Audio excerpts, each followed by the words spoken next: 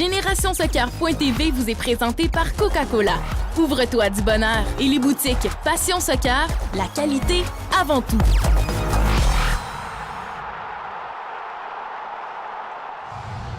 Ici Marie-Christine Pinochet. Bienvenue à ce nouvel épisode de GénérationSoccer.tv. Le futsal fait fureur. Ce sport cousin du soccer, qui est originaire de l'Uruguay, est en train de se développer à une vitesse vertigineuse au Canada. L'équipe de GSTV s'est rendue au championnat canadien de futsal, là où s'affrontaient les équipes championnes du Québec et de l'Ontario. Le segment Sur la route vous est présenté par Coca-Cola. Un événement historique s'est déroulé en sol québécois les 10 et 11 octobre dernier. C'était la première fois de son histoire que l'Association canadienne de soccer organisait un match entre les meilleures équipes de futsal au Canada. Mike Vitulano de la FSQ nous explique l'importance et le pourquoi de l'événement. Donc, première historique du premier championnat canadien de futsal. C'est du côté masculin. C'est le seul qui existe pour l'instant, mais c'est une historique pour le futsal à travers le pays. Pour le Québec aussi, c'est très important parce que l'ACS nous a mandaté de l'organiser. Donc, d'un côté, Toronto Futsal Club Toronto, qui est un club qui existe depuis plusieurs années. C'est le club de futsal le plus renommé au Canada et ça fait une quinzaine d'années qu'ils existent.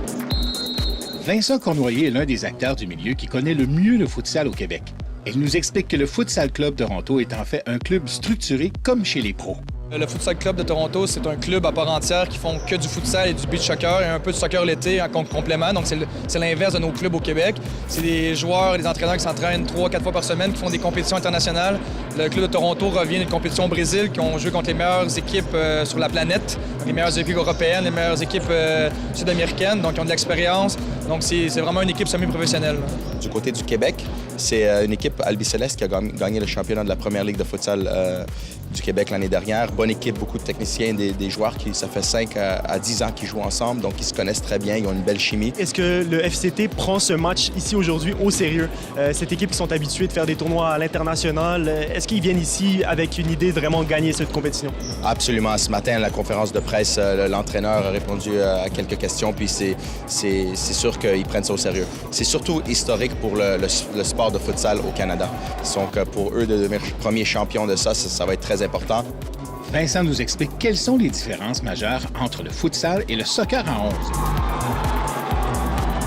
C'est un sport que les joueurs sont très impliqués, donc doivent attaquer ensemble, doivent défendre ensemble. Au futsal, tu peux toucher jusqu'à 200 fois au ballon dans un match, donc les statistiques de la Coupe du monde FIFA. Gardien, un sport très différent, donc ça ressemble un peu au handball, très important au niveau de la relance, donc un gardien qui a une bonne relance à la main peut faire la différence. C'est important donc d'avoir des joueurs très techniques, qui montent le ballon dans les petits espaces, ça va très vite, donc prise de décision doit être faite assez rapidement. Donc les joueurs qui sont techniques, qui sont bons dans les petits espaces, vont être des bons joueurs en futsal. Et toi-même, personnellement, tu as un bon historique de futsal. J'ai entendu dire que tu as joué contre Falcao, même le leader mondial en termes de futsal. Oui, on a eu la chance en 2007, le Canada, d'aller au tournoi Grand Prix, donc un peu comme les championnats du monde. Donc je dirais que les meilleurs 30 pays au monde sont représentés. On a eu la chance quand on joue contre Falcao, qui est sûrement le meilleur joueur de tous les temps au futsal. Il nous a marqué 9 buts, on a perdu 18-0. Donc c'était toute une expérience de jouer là-bas chez eux au Brésil devant une foule de 10 000 personnes. Donc Falcao, c'est vraiment le Messi du futsal, là. Le premier des deux matchs de la finale a été remporté 7-5 par les joueurs de la Ville-Reine. La majorité des spectateurs sur place s'attendaient pourtant à une victoire facile du TFC. Yeah, we knew it was going to be tough coming to play Albiceleste at home. We started off pretty strong, came out first half 5-1 on top. We got a little bit comfortable in the second half, and we paid the price, right? We made some defensive mistakes, and Albiceleste, you can't fall asleep because they'll put it in, right? We got to work on that for tomorrow and try to be 100% consistent. Et les joueurs de l'Albiceleste maintenant. Première demi très difficile. En dents de scie, on a eu quelques hauts, un but chanceux, beaucoup de bas. On s'est réajusté à la mi-temps, dans le fond. On s'est dit qu'on voyait ces deux matchs-là, non pas comme deux matchs décisifs, mais comme 4 demi carrément distincts. On s'est dit qu'on allait y aller une minute à la fois. On s'est ajusté, ça a super bien été, même qu'on a remporté la deuxième mi-temps, dans le fond. On est -2 aujourd'hui par rapport au total des buts, mais nous, ça fait juste nous mettre en confiance pour demain, dans le fond. C'est une équipe vraiment, ils sont connus à travers le Canada dans le niveau du futsal. On n'avait pas beaucoup de moyens comparés à eux, mais Mais bon, c'est quand même respectable, je trouve, un 7-5. Comme ça, on tirait de l'arrière 5-1, on est revenu dans le match, on a prouvé qu'on a du caractère. Donc David contre Goliath, mais l'écart au fond n'est pas si grand que ça. Ce qui est arrivé, c'est qu'on les a un peu trop respectés. Ils ont leur réputation sur papier. Ils ont des joueurs qui ont déjà fait l'équipe nationale du Canada. C'est sûr qu'ils ont une longueur d'avance sur nous, mais on ne se fie pas à ça, on se fie à notre cœur, on joue avec le cœur. Kit Sadelopoulos de la Première Ligue de futsal du Québec nous dit quelles sont les puissances mondiales du futsal. Donc on parle beaucoup du futsal canadien, mais au niveau mondial, qui sont les références? Tu as le Brésil qui est toujours au top. Tu as l'Espagne qui s'en vient, tu as la Russie qui sont dans le top. Maintenant aussi, tu as les Américains qui ont une structure complète de futsal. Ils ont un directeur technique qui fait de A à Z qu'est-ce qu'un directeur technique de soccer fait. Puis le Canada, on a notre place. On a le talent ici, je sais. L'équipe gagnante de ce championnat canadien devait partir pour le championnat de futsal de la CONCACAF. Les allégations de corruption à la CONCACAF ont malheureusement empêché le championnat d'avoir lieu. Donc, on parlait justement des petits problèmes qu'il y aurait eu au sein de la CONCACAF, de la FIFA. S'il n'y avait pas eu ces problèmes-là, cet événement-là, quel était l'enjeu? L'enjeu de ça serait les championnats CONCACAF de clubs qui se déroulent d'habitude à fin août au Guatemala. Alors, l'équipe championne de ça irait au championnat de clubs CONCACAF à Guatemala. Le futsal est de plus en plus en demande au Québec. Nous avons demandé aux joueurs du Québec s'ils préfèrent le futsal ou le soccer en 11. Quel est votre sport préféré, là, à vous, après avoir goûté aux deux? Je pense que je préfère le futsal au foot extérieur, 11 contre 11 ou même 17 contre 7. Tout simplement parce que tu n'as pas le temps de te reposer. Tu es tout le temps dans le feu de l'action. Tu peux être à l'autre bout du terrain, même si le ballon est dans l'autre coin, il faut que tu restes alerte parce que le ballon peut t'arriver d'une seconde à l'autre. Tu n'as pas le temps de t'endormir, le ballon est toujours à tes pieds. Donc c'est un peu pour ça que je préfère. Ça demande autant de cardio que de la technique, tandis que c'est un peu plus différent à l'extérieur. C'est un peu pour ça que je préfère le futsal au foot extérieur. Qu'est-ce que vous pensez de l'engouement que le futsal a présentement au Québec? D'après moi, le futsal s'en va comme ça au Québec. Il est là pour rester. C'est un honneur pour nous d'être là dans la première édition du championnat canadien, de la Coupe du Québec. D'être dans la vague montante, c'est ça qui est plaisant dans le fond. De voir tous les gens qui viennent nous encourager, c'est ça qui est le fun à vivre. Merci les gars et bonne chance. Merci. La deuxième journée s'est soldée par 6-2 en faveur du TFC. Les Ontariens ont donc remporté le titre de champion canadien. Nos Québécois qui sont de bons joueurs auront certainement beaucoup appris au contact de la machine du TFC. Pour la prochaine édition, souhaitons que les petits problèmes de la CONCACAF soient réglés afin que l'une de nos équipes puisse enfin se rendre à sa compétition.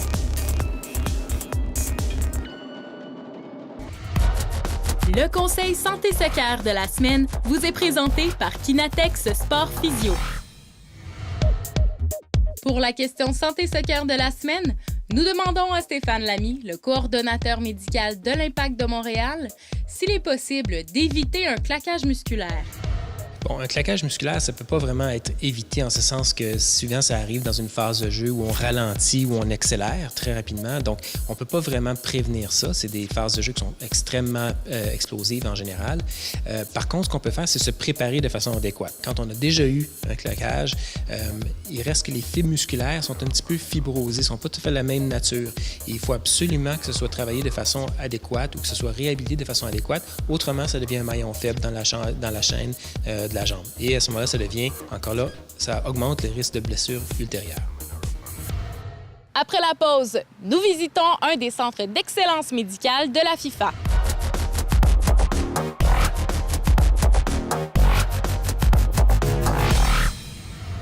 Le docteur Pascal Maillet travaille dans l'un des rares centres d'excellence médicale de la FIFA. Nous l'avons rencontré à Clairefontaine, en France.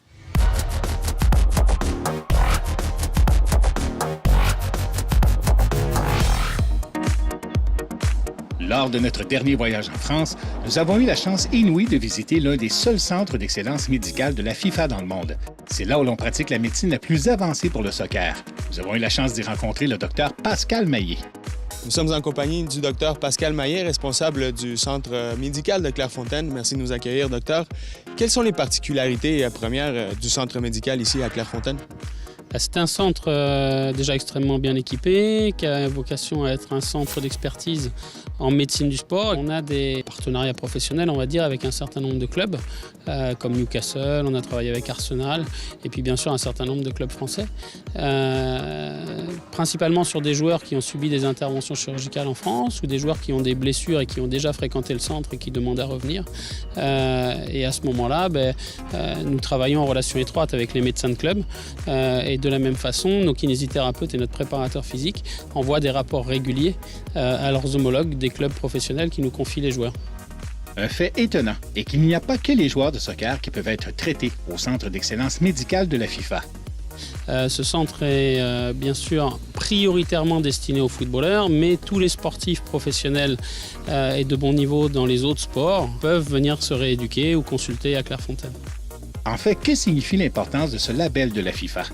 Alors, le label FIFA représente déjà un niveau d'expertise dans tout ce qui tourne autour de la médecine du football et de la rééducation du footballeur. C'est à la fois une reconnaissance pour nous, mais aussi un engagement à maintenir ce niveau d'excellence, puisque ce label est donné pour 4 ans et il faut donc le mériter pour pouvoir poursuivre l'aventure avec ce label FIFA. Parlez-nous un peu des installations que vous avez ici au centre médical. Alors, au niveau des installations, le bâtiment est divisé en 3 parties. Une partie consacrée aux épreuves d'effort, une partie est également consacrée aux examens, puisqu'on a un centre de radiologie sur place, d'échographie sur place. Après, on a une partie de consultation avec un centre de balnéothérapie et puis une partie rééducation avec une grande salle de renforcement musculaire et de reprise d'appui et une partie où nos kinésithérapeutes font tout ce qui est travail manuel sur le sportif. Est-ce qu'il y a une différence fondamentale entre un traitement qu'on fait pour un athlète de haut niveau et un patient, disons, commun? Alors, la différence fondamentale, c'est le temps qu'on va y passer, parce que dans un cabinet de rééducation, la séance en moyenne dure 30 à 40 minutes. Nous, c'est minimum 1h30 chez le patient lambda, et chez le sportif de haut niveau, la journée de soins s'étale sur 6 heures de soins. Grosso modo, 3 heures est consacrée à la pathologie, et 3 heures est consacrée à l'entretien cardiovasculaire et la réathlétisation du sportif.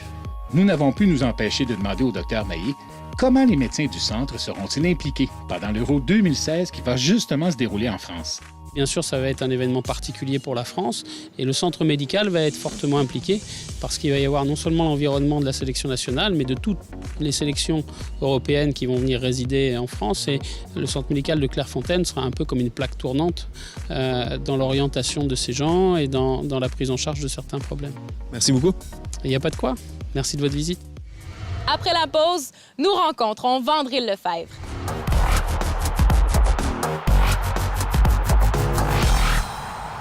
Vandril Lefebvre connaît une carrière en pleine ascension avec l'Impact de Montréal.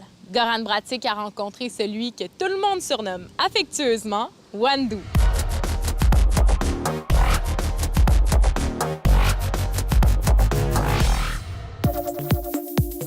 Le défenseur franco-québécois Vandril Lefebvre connaît une très belle carrière en ce moment avec l'Impact de Montréal. Vandril nous parle de son quotidien avec le bleu et noir. Alors, en entrevue avec Vandril Lefebvre de l'Impact de Montréal, Vandril, pour un Français, tu as un parcours assez particulier. Bon, tu as commencé avec Montpellier, ta formation. Tu as déménagé ici au Québec, évolué avec l'association régionale Concordia.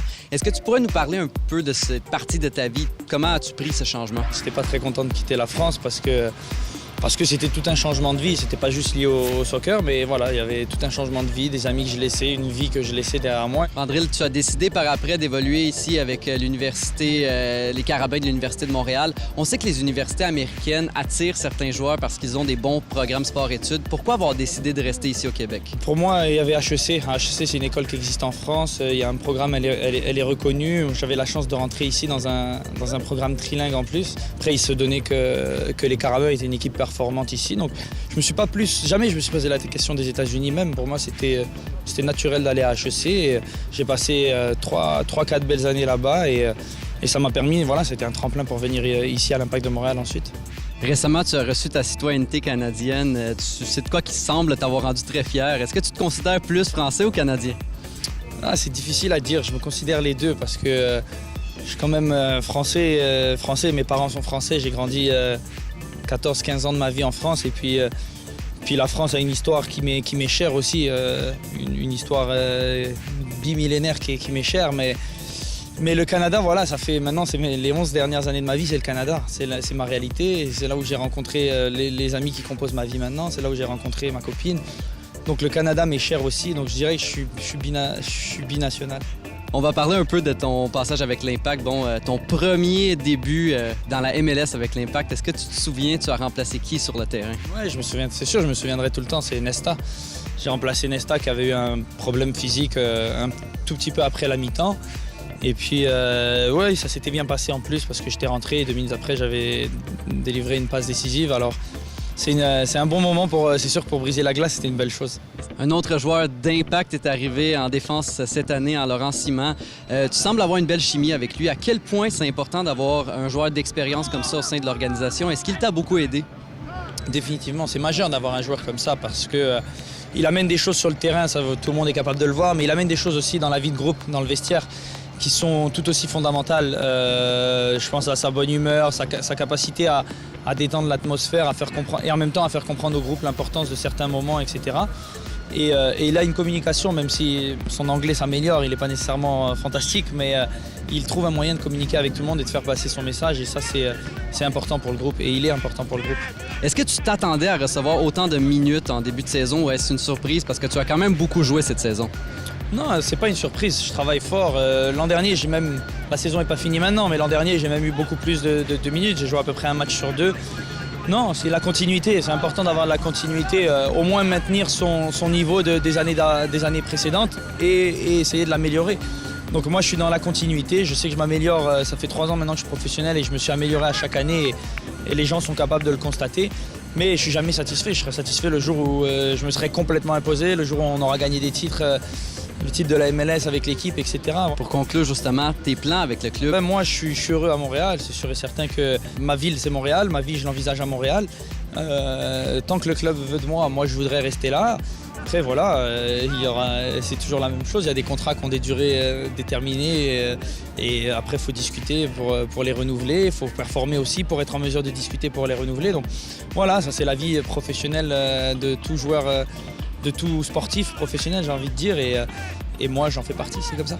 Dernière petite affaire, notre producteur a eu vent d'une certaine marque de céréales que tu aimes particulièrement en France. Est-ce que tu pourrais nous en parler?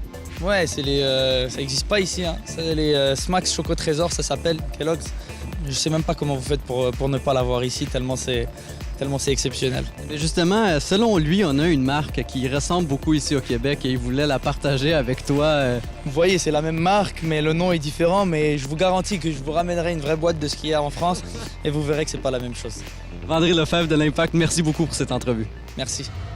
Après la pause, un smoothie qui vous étonnera à coup sûr.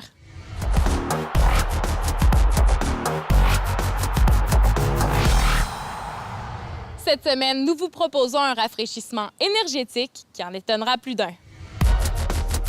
Le segment Nutrition Soccer vous est présenté par Les œufs. Je vous propose de vous faire un smoothies à la gazpacho. Un smoothie aux légumes.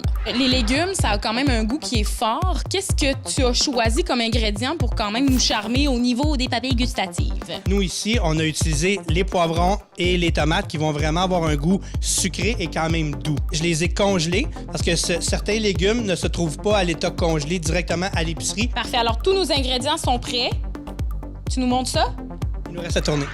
Notre smoothie version gazpacho contient environ 500 calories, 20 grammes de protéines et 35 grammes de glucides. Nous vous recommandons de le consommer environ 1 heure avant un match. Vous aurez besoin de la sauce anglaise, du yogourt grec nature faible en gras, du poivre moulu, du lait, une botte de basilic frais, des tomates, des œufs, des poivrons rouges, de la sauce tabasco et du jus de légumes. Dans un mélangeur, incorporez les légumes et l'œuf. Ajoutez le basilic, le yogourt grec, le jus de tomate, le lait, le poivre moulu, la sauce tabasco et la sauce anglaise. Mélangez le tout quelques secondes et c'est prêt. Est-ce que tu aurais une alternative pour les gens qui ont une dent plus sucrée? On pourrait mettre une banane aussi dans ce smoothies-là pour la texture et pour le goût sucré. On pourrait même aussi aller avec un smoothies au brocoli, épinards, petit pois vert. Merci Stéphane. Maintenant, on s'en va voir Ève Crépeau pour la question nutrition sportive de la semaine. Je suis en compagnie de Ève Crépeau de la Clinique universitaire de nutrition de l'Université de Montréal. Ève, est-ce que c'est vrai que les huiles, une fois qu'elles sont chauffées pour la cuisson, peuvent devenir nocives? Oui, en fait, les huiles ne sont pas tous égales en termes de cuisson. Il y a des huiles qui vont rester beaucoup mieux à la chaleur que d'autres. En fait, ça dépend beaucoup de leur point de fumée. Le point de fumée, c'est quand l'huile atteint une certaine température, elle commence à fumer, donc à faire de la fumée et donc à créer des composés toxiques pour la santé. Les huiles d'arachide, les huiles de canola, par exemple, ont un point de fumée qui est plus élevé, donc ils vont rester mieux à la chaleur. Tout ce qui est huile d'olive extra vierge, huile de pépins de raisin sont préférables pour tout ce qui est salade, donc moins chauffé, point possible. Y a-t-il un moyen de savoir justement leur point de fumée à ces huiles-là? Bien, il y a des tableaux qui existent avec les points de fumée de chaque huile. Probablement sur Internet, c'est facile à trouver. Merci, Ève. Ça fait plaisir.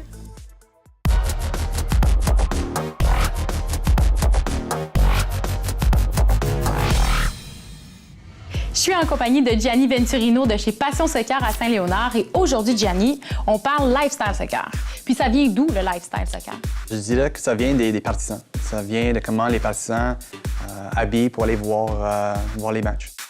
J'aimerais que tu me dises les compagnies qui sont les plus populaires dans le lifestyle soccer. Il y en a des autres compagnies qui spécialisent vraiment dans ce domaine-là, si on veut dire ça. Il y a la marque Copa Football, par exemple, qui vient des Pays-Bas. Il y a aussi une compagnie américaine, Live Breathe Football, et surtout Umbro. Et toi, est-ce que tu as une marque coup de cœur? Je dirais peut-être Live Breathe Football, juste parce que c'est vraiment une compagnie jeune.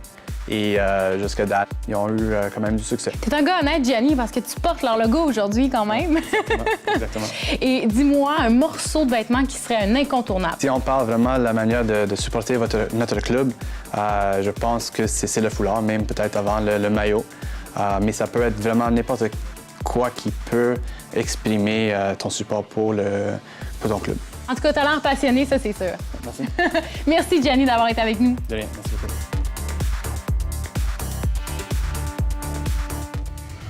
Nous espérons que cet épisode de GénérationSoccer.tv vous a plu. À très bientôt. GénérationSoccer.tv vous est présenté par Coca-Cola. Ouvre-toi du bonheur et les boutiques Passion Soccer, la qualité avant tout. L'équipe de GénérationSoccer.tv est habillée par Diadora.